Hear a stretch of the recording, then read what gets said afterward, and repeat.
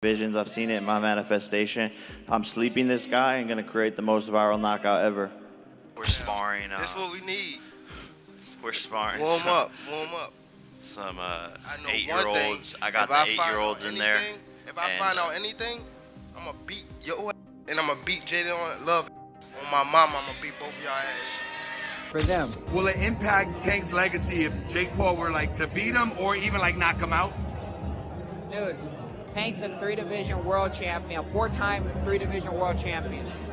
At the end of it, bro, you can't take anything away from him. Tensions have reached a boiling point after Gervonta Davis exploded in response to Jake Paul's bold claim that he'd finish him within just 3 rounds. That statement didn't just stir the crowd, it turned an already heated build-up into a personal challenge.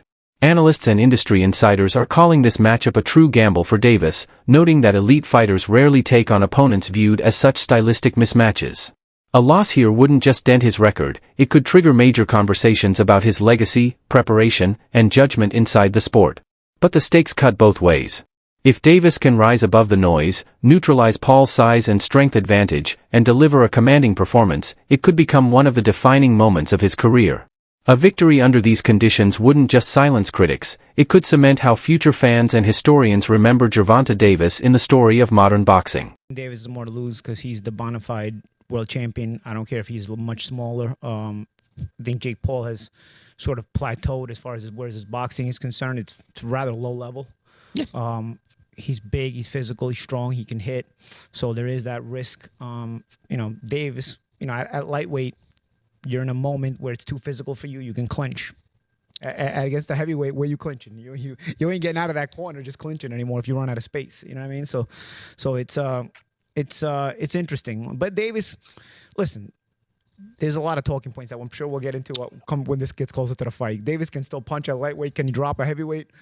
There's a lot to gain there, right? If Davis knocks the answer is yes. If Davis drops Jake on his ass, as much as Davis is the one with more to lose, it's still a highlight moment. A visual that will stay forever. Yeah, but if you get dropped, even if you're smaller, you're still a world champion, multiple weight classes. If you get dropped, what's the look? What's the feel?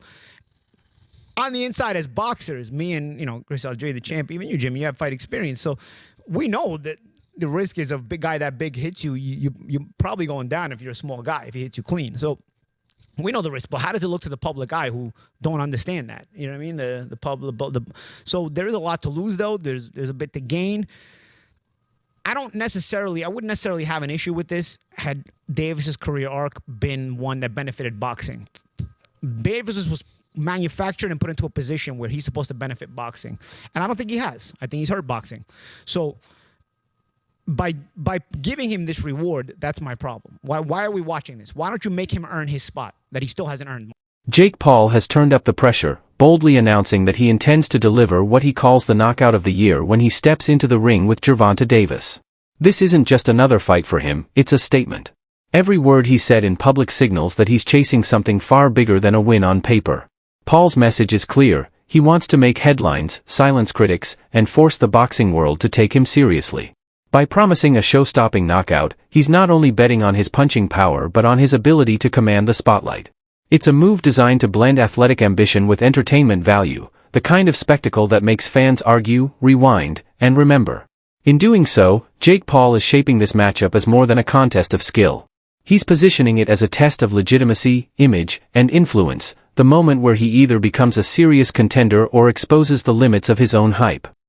Because this thing is going to be watched by hundreds of millions globally. Jake, give the people one thing that you can guarantee that they're going to get on November 14th when they tune in to Netflix. Yeah, you're going to see the 2 biggest fighters in America go head-to-head with an amazing card. World championship fights back to back to back, and that's just how the MVP way we do it. And I'm gonna come for a knockout of the year again. I've seen it in my visions, I've seen it in my manifestation. I'm sleeping this guy and gonna create the most viral knockout ever. Rolando "Raleigh" Romero has stepped into the conversation, offering his take on what a potential Jake Paul knockout might mean for Gervonta "Tank" Davis's career. According to Romero, even in the worst-case scenario, Davis's legacy would remain largely untouched. He points out that Davis has already achieved what few fighters ever do, becoming a 3-division world champion and earning universal respect among fans and professionals alike.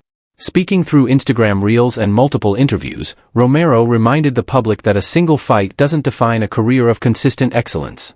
One setback, he explained, can't erase years of dominance, belts, and highlight real performances that have already secured Davis's place among boxing's elite. In Romero's view, a defeat might create headlines, but it wouldn't rewrite history. The foundation of Davis's reputation, skill, precision, and relentless drive would still stand strong.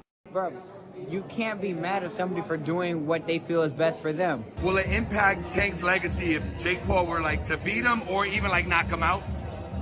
Dude, Tank's a 3-division world champion, 4-time 3-division world champion. At the end of it, bro, you can't take anything away from him. Bro, you can't be mad at somebody for doing what they feel is best for them. It's the same way Roach feels Tank is the best option for him. Same way that Stevenson thinks Tank's the best option for him, or like all that stuff, right? At the end of it, bro, we just want to do what's best for ourselves, right? Facts. Right or wrong. Facts. So just do what's best for you.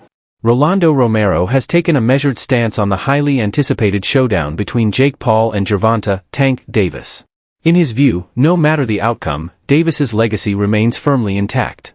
He reminds everyone that Tank has already conquered multiple weight divisions, capturing titles and respect that few fighters ever achieve.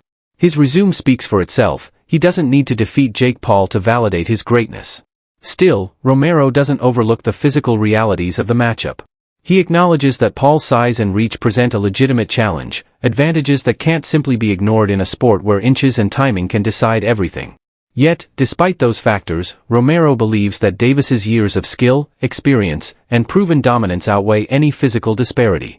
In the end, Romero's message is clear: this fight may test Davis, but it won't define him. Win or lose, the foundation of Tank's career, discipline, power, and pedigree, is already written in boxing history. But like, Jake Paul might be too big for him, or Tank might crack him. You don't know.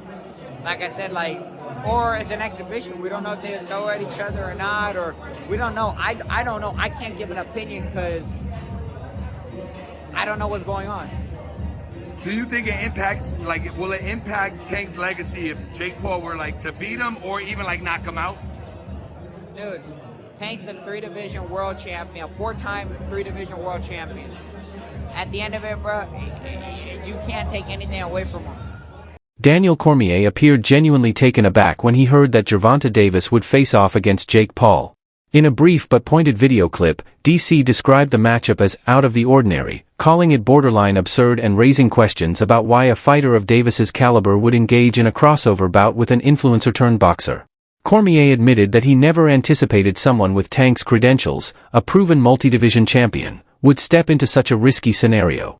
He also voiced concerns over the clear size and power advantages Paul brings, highlighting the possibility that this spectacle could draw attention away from Davis's accomplishments rather than add to his legacy.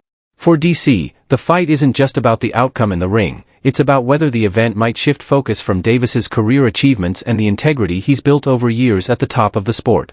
Clip 6. KSI has weighed in on the ongoing debate surrounding crossover boxing, voicing skepticism about how hype and spectacle increasingly drive these matchups. In a recent video, he criticized Jake Paul, arguing that some of Paul's promotional tactics blur the line between legitimate sport and pure entertainment. KSI suggested that, rather than highlighting skill or athletic achievement, Paul often bends narratives to capture attention and dominate headlines. According to him, this approach risks overshadowing the core values of boxing, turning serious competition into a theatrical spectacle. He implied that while these events can be entertaining, they sometimes compromise the sport's integrity and distract from the accomplishments of true professionals like Gervonta Davis. I swear to God, I was on a plane coming home from Las Vegas. When Luis told me Gervonta Davis is fighting Jake Paul, I said, get the bleep out of here. I said, you're a bleep liar. Jake Paul is fighting Gervonta "Tank" Davis. There's one problem. He fights at 135 pounds. Gervonta Davis is that much better than Jake Paul at boxing. But Gervonta Davis in his last fight weighed 133.8 pounds. And I'm not over here in the business of just crapping on Jake Paul. I am much more respectful of what he's starting to build as a professional boxer. You're fighting a guy that's better than you. He's just much smaller. But that guy, because he's better than you, what if he wins? Everything Jake Paul has done is wiped completely out. Gervonta Davis loses to Jake Paul. Obviously, it's going to hurt who Gervonta Davis is. But he lost to a guy that's going to be upwards of 70 pounds bigger than him when he steps into the boxing ring. But I will tell you this right now, without a shadow of a doubt. I will watch this. Tank Davis is 30-0-1. You want to talk about Jake Paul fighting a real boxer? That's a real boxer. You can't make this stuff up, man. It's true. They're fighting. Journalist Gareth A. Davies has voiced strong concerns about the upcoming clash between Jake Paul and Gervonta "Tank" Davis, framing it as a troubling example of boxing favoring spectacle over substance. He highlights the significant weight disparity and the exhibition-style nature of the bout, arguing that these factors compromise the fairness and competitive integrity that have long defined the sport. Davies acknowledges that, from a commercial standpoint, the fight is likely to capture mainstream attention and generate substantial revenue.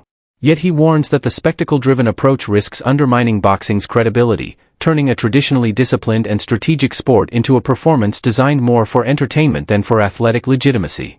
In his view, while the matchup may thrill casual viewers, it raises questions about the long-term impact on the sport's reputation and how serious fans perceive modern boxing. And Jake was never going to happen. I didn't. Really? Yeah. You thought it was actually going to happen? Bro, it's so crazy. Like, I feel like so many people just believe everything online. But that's pretty unbelievable on the other hand. I feel like I know, well, okay, how do I say it like this? Itoma versus White. I had a lot of people bet on White winning. And I'm there like, you guys don't watch boxing, do you? You just look at a record and go, oh, Dylan's fought many more people than Itoma. That record says a lot. Itoma's like 18, not 18, Itoma's 20, inexperienced, one. Like, I just knew Itoma was gonna just destroy him. And I think a good fight for Itoma would be him and Wilder.